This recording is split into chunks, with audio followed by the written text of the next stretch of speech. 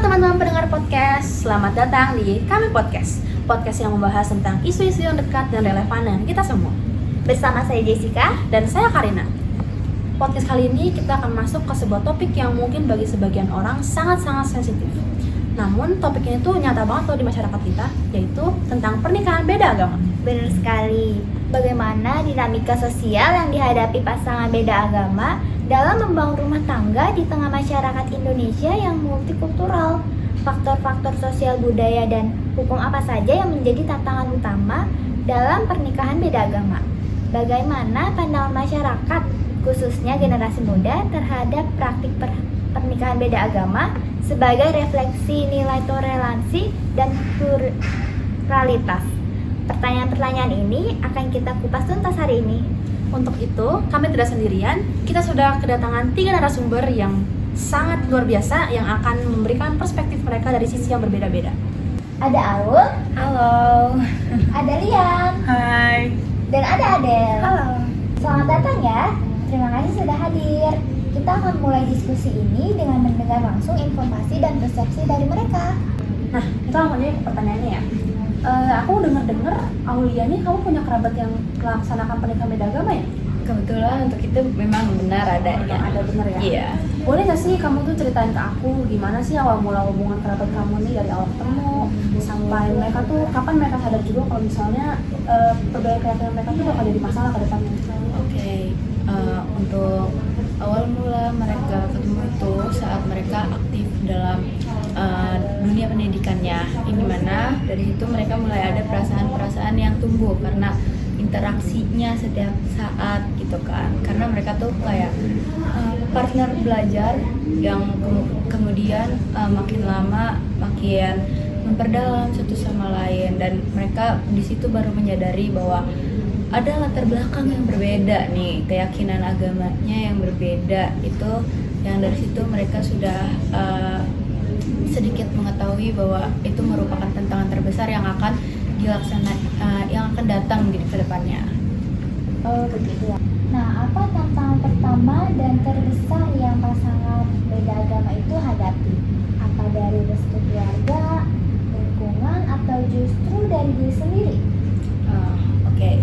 Tentunya tantangan terbesarnya itu datang dari restu orang tuanya ya, karena gimana pun juga mereka dididik agama, pembelajaran agama itu dari kecil oleh orang tuanya, yang dimana saat mereka dewasa mereka menemukan cintanya yang ternyata memiliki latar keyakinan tuh yang berbeda. Itu sangat amat PR sekali buat mereka berdua, karena ya gitu pasti orang tua tuh akan ada rasa kekecewaan untuk memberikannya restu gitu. Terus ya dari hal-hal tersebut juga bisa sih memprovokasi ke diri mereka sendiri awalnya ya, karena ya pasti maju mundur juga nggak sih ya, karena kan orang tuanya memberikan restunya tuh agak ada rasa kekecewaan, tapi mau nggak mau ya namanya juga cinta, bagaimanapun juga kan harus diperjuangkan ya gitu. Jadi ya mereka menemukan jalannya sih gitu. Oh gitu ya. Terus sekarang aku pengen lanjut ke Lian. Aku pengen nanya ke Lian nih, dari cerita yang kamu dengar dari Aul, nah kan penolakan keluarga tuh kan sering banget jadi tembok pertama. Nah dari sudut pandang psikologi, seberapa besar sih dampak konflik tersebut bisa jadi tantangan terhadap kekuatan fondasi sebuah pasangan beda agama? Menurut research kami dan sudut pandang psikologi, penolakan keluarga itu bisa mempengaruhi hubungan pasangan beda agama. Nah, keluarga itu harusnya saling memberikan dukungan dan rasa aman, bukan penolakan maupun tekanan. Nah, ketika terjadi penolakan keluarga, itu pasangan merasa bahwa dia tuh ragu, tertekan, dan merasa bersalah. Nah, ketika tertekan itu bisa menimbulkan pertengkaran. Nah, juga menguji seberapa kuat kepercayaan dan komunikasi antar satu sama lain juga. Nah, setelah itu ketika mereka bisa saling melengkapi dan memahami satu sama lain, maka hubungannya bisa bertahan. Nah, ketika juga tidak bisa mengontrol emosi, mungkin egois sama lain, maka hubungan itu bisa goyah juga. Nah, setelah berhasil melewati gerbang restu nih ya, perjuangan kan masih belum selesai ya. Ada kehidupan sehari-hari nih. Oke. Bagaimana sih pasangan itu menyatukan dua dunia yang berbeda di dalam satu atap? Misalnya, saat hari raya keagamaan. Oke, ini kita ngambil contoh nyatanya aja ya dari kerabat kami. Ya, jadi ya dalam menjalani keyakinannya, agamanya sehari-hari itu pasti sudah harus ada kesepakatan dari awal gitu ya. Mungkin kuncinya tuh ya saling menghormati aja, saling menghargai gitu kan. Karena mau gimana pun juga yang pasangan satu agama aja tuh kalau enggak dilandasi dengan menghormati dan menghargai, itu pasti akan ada rasa pertengkarannya gitu kan. Apalagi ini yang keyakinannya tuh mungkin memang sudah berbeda ya. Jadi kuncinya itu sih, mungkin kalau misalnya menjalani kegiatan keagamaannya sehari-hari seperti ibadah, gimana kita harus menghormatinya, pasangan yang seperti apa, agamanya seperti apa gitu. Dan mungkin kalau untuk perayaan-perayaan hari besar ya saling menghormati aja. Kayak gitu ya jadinya. Nah terus untuk Lian, menurut aku kan jadinya di sini tuh komunikasi tuh bakal jadi kunci yang paling besar ya. Nah menurut kamu apa sih aturan main komunikasi yang wajib dimiliki pasangan beda agama supaya mereka tuh nggak terjebak dalam perdebatan yang menyakiti satu sama lain? Dalam hubungan pasangan beda agama, kita tuh bukan mencari siapa yang paling benar di antara kita, tapi bagaimana kita saling menghargai satu dengan yang lainnya.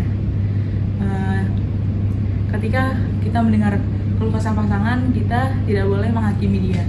Dan ketika kita memberikan keluh kesah kita, pendapat kita, maka kita tidak boleh menyakiti hati dia juga. Dan berakhirnya cinta yang tulus selalu menemukan caranya. Cinta yang tulus itu tidak harus menyatukan keyakinan, tetapi menyatukan cinta yang tulus gitu. Begitu ya. Jadi sekarang kita coba bicara soal yang lebih teknis nih. Banyak yang bingung sebenarnya gimana sih status hukum pernikahan beda agama di Indonesia. Apa saja jalur yang bisa ditempuh buat pasangan beda agama ini? Oke, sebelumnya kita bisa lihat dulu nih dari hukum Indonesia yang dicantum Undang-Undang Nomor 1 pada tahun 1974 dikatakan bahwa pernikahan itu akan dinyatakan sah apabila dilakukan menurut hukum agamanya sendiri.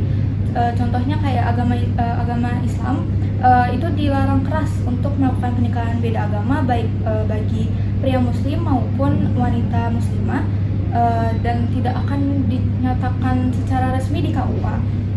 Terus di agama Kristen, Protestan, dan Katolik itu tidak disarankan untuk pernikahan beda agama, namun tetap bisa dijalankan apabila memenuhi syaratnya. Seperti di gereja Protestan itu diizinkan apabila pasangan non-Kristen ini dapat menghormati pasangan yang Kristen ini untuk imannya pasangannya dan juga tidak menghalangi ibadahnya. Dan juga di gereja Katolik sendiri diperbolehkan apabila tidak mengganggu ibadahnya yang Katolik ini. Sementara itu dalam agama Hindu, Buddha, dan Konghucu cenderung mengikuti keyakinan nilai agamanya. Di dalam agama Hindu sendiri itu tidak mengakui adanya pernikahan beda agama. Namun jika ingin melakukannya, pasangan non-Hindu harus melakukan perpindahan agama ke agama Hindu. Selanjutnya di agama Buddha itu tidak dilarang, namun di hukumnya sendiri itu lebih menganjurkan untuk menikah sesama umatnya agar tetap sejalan secara moral dan spiritual. Dan untuk agama Konghucunya ini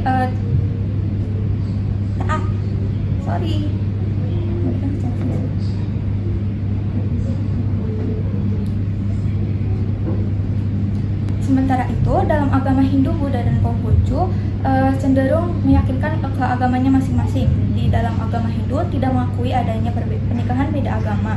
Namun, jika ingin tetap melakukannya, pasangan non-Hindu harus melakukan perpindahan agama ke agama Hindu. Terus untuk agama Buddha itu tidak dilarang, namun disarankan untuk tetap menikah dengan sesama umatnya agar tetap sejalan secara moral dan spiritual. Dan yang terakhir untuk agama Konghucu diperbolehkan secara prinsip, namun tetap sesama pasangan harus tetap saling menghormati agamanya sendiri. Oh begitu ya. Aku juga ada dengar kalau misalkan pasangan beda agama di Indonesia ada yang memutuskan untuk menikah di luar negeri. Gimana menurut Anda?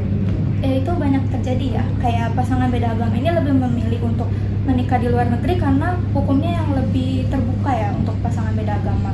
Namun kita juga harus melihat sudut pandang ke depannya nih, karena kan kita juga sebagai warga negara Indonesia itu pernikahan harus tercatat dalam hukum Indonesia. Jadi walaupun kita menikah di luar negeri yang udah sah di dalam negara tersebut, tapi kita tetap harus mencantumkan pernikahan tersebut di Indonesia, hukum Indonesia. Nah, aku pengen nanya lagi nih ke Audi aja deh. Boleh. Ini menurut aku pertanyaan cukup berat ya, Ya. karena itu soal anak.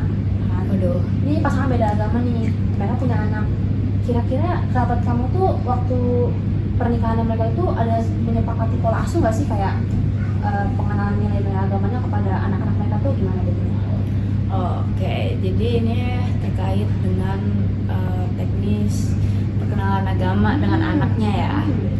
Jadi ya mungkin salah satu tantangan terbesar yang harus mereka pikirkan dari awal tuh ya memang ini, bagaimana cara mereka akan mengasuh anaknya ke depan. Itu pasti hal yang sangat berat banget buat mereka diskusiin juga, karena menyangkut paut dengan keturunan kan. Jadi mereka tuh dari awal memang udah harus ada kesepakatan sih, mereka maunya bagaimana untuk mendidik anak, mereka mau memperkenalkan anak dengan moral agama yang seperti apa gitu kan.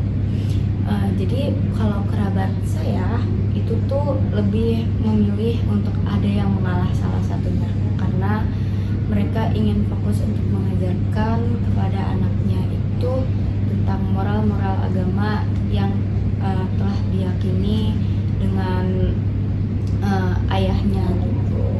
Jadi mereka tuh lebih menyerahkan tentang pendidikan agama itu kepada agama yang diikuti oleh salah satu pasangannya, yaitu ayahnya.